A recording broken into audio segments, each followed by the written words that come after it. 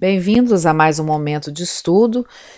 Hoje nós faremos um breve resumo das tendências pedagógicas, né? Segundo Libânio, nós temos dois grupos aí de grandes tendências pedagógicas. O primeiro grupo é o grupo das tendências liberais e o segundo grupo, o grupo das tendências progressistas. Lembrando que nós não estamos só na sala de aula.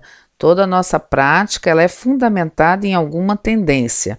Às vezes, um pouco mais de uma, um pouco mais de outra, mas sempre teremos uma tendência pedagógica ou uma pedagogia fundamentando a nossa prática. E as tendências, elas se classificam conforme suas condicionantes sociopolíticas da escola. Então, esses dois grandes grupos, eles estão fundamentados de acordo com a história, com o momento social, político, econômico vivido no país. Então, hoje, a nossa realce aqui é para as pedagogias liberais. As pedagogias liberais, como o próprio nome indica, assumem princípios da doutrina liberal, liberdade, igualdade e respeito aos interesses individuais. Esse liberalismo ele está muito ligado ao meritocracismo.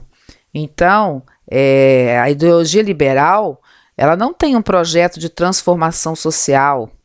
Ela admite as diferenças de condições sociais como resultado das diferenças individuais inatas, diferenças de dons e aptidões. O ser humano ele nasce com dons e aptidões que irão se desenvolver, se manifestar através do trabalho da escola. E quem é que vai ocupar as melhores posições? Os mais bem-sucedidos na vida social, os mais talentosos, os mais bem dotados, os mais esforçados. A tônica é posta no indivíduo e nos seus méritos pessoais, por isso trata-se da meritocracia. Na pedagogia liberal, nós temos três grandes grupos. Nós temos a tendência tradicional, então, pedagogia liberal tradicional ou tendência liberal tradicional. Nós temos a pedagogia escolanovista, que pode ser chamada também de período da escola nova, período da escola moderna. E nós temos também a pedagogia que a gente chama de pedagogia tecnicista, a partir da década de 70, que foi o grande auge aí da pedagogia tecnicista. Então, recordando, pedagogias liberais classificadas em pedagogia tradicional, pedagogia escolanovista ou pedagogia da escola nova ou pedagogia moderna e pedagogia tecnicista. Os dois grandes autores aí que se destacam nessa classificação das tendências pedagógicas, não podemos esquecer que é Libânio e Saviani. Temos outros autores também, como Mizukami, outros autores que também classificam, mas fazem a mesma reflexão e a mesma abordagem, mas os principais aí que caem nos concursos é Libânio e Saviani. As pedagogias liberais, como disse, elas são classificadas em três. Então, vamos reforçar agora a pedagogia tradicional. A pedagogia tradicional, ela tem a escola tem o objetivo de converter o súdito em cidadão, que domina a arte e a retórica. Os conteúdos dessa escola são humanísticos e enciclopédicos.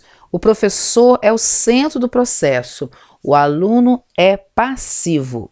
Então, o professor é detentor do saber, o homem, ele é visto, o desenvolvimento do homem, ele tem que ser de uma forma racional, é associado ao antropocentrismo, porque o homem é o centro aí do mundo, E cabe ao professor desenvolver a aprendizagem de forma memorística. Então, o método né, utilizado é o método da cópia, da prática de exercícios.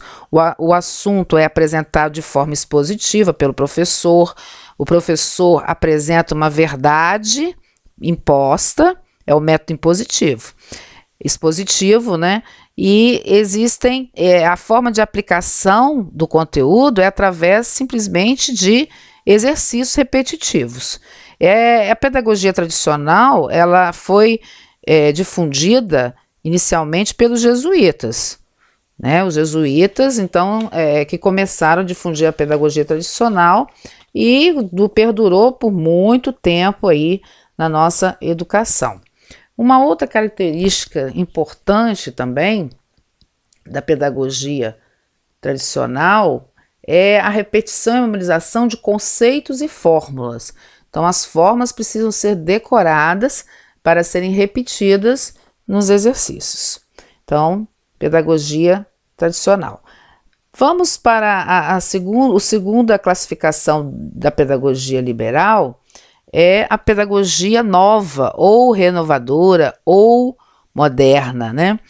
Também podemos chamar de pedagogia nova, progressivista, né? E essa pedagogia, alguns autores, ela divide em duas vertentes. A pedagogia nova, ela baseia-se numa visão existencialista de homem. Então, enquanto a tradicional tinha uma visão racionalista, a pedagogia nova, ela baseia-se numa visão existencialista. O que significa isso? A natureza humana é moldada na existência. Então, o homem nasce com uma tábua rasa ao nascer, né? E aí, de acordo com a sua vivência, né, com aquilo que é oferecido, ele vai se desenvolver. Então, por isso, ele precisa de uma educação diferenciada, né? Uma predominância também muito forte na pedagogia nova é a questão psicológica. A escola deve suprir as experiências que permitem ao aluno educar-se no processo ativo de construção e reconstrução, numa interação entre estruturas cognitivas do indivíduo e a estrutura do ambiente. Então, quando você fala em estrutura cognitiva e a estrutura do ambiente, você lembra logo de quem? Piaget, né? Piaget, quando você fala em estrutura cognitiva, Piaget é um grande nome aí nessa vertente, nessa pedagogia nova. Essa perspectiva apresenta uma série de deslocamentos em relação à escola tradicional. Então, sai do lógico para o sentimento, né? Sai do esforço para o interesse e sai dos conteúdos para os métodos e o processo de ensino. Então, na pedagogia nova é que vem um realce, né, uma valorização aí dos métodos de ensino diferenciados, de atender de forma diferente às necessidades do aluno. Então, é nessa época que a gente vê uma grande influência das ciências sociais e das ciências humanas na educação, que até então a gente não tinha. Então, tanto a fisiologia, a biologia, a psicologia vai influenciar diretamente na forma de educar.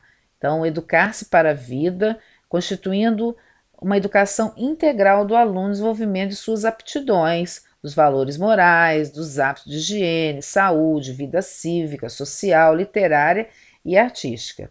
O ensino ele é articulado com o método científico ou da descoberta.